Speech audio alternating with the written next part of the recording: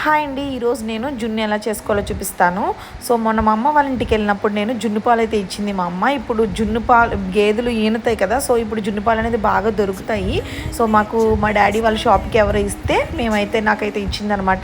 So ఎంతో కాదు, చిన్న కప్పు అయితే ఇచ్చింది. సో దానికి తరగా క్వాంటిటీ అయితే తీసుకున్నాను. ఇక్కడ చిన్న కప్పు పాలకి నేను ఒక పెద్ద ప్యాకెట్, ఒక చిన్న ప్యాకెట్ పాల ప్యాకెట్ అయితే తీసుకుని సరిపడా బెల్లము, సొంటి మిరియాల పౌడర్ వేసుకుని బాగా కలిపేసుకుని వడగట్టేసుకుని ఇలాగ 20 మినిట్స్ అయితే ఉడికించుకోవాలండి. 20 మినిట్స్కి మనకి పర్ఫెక్ట్గా అయితే ఉడికిపోయింది.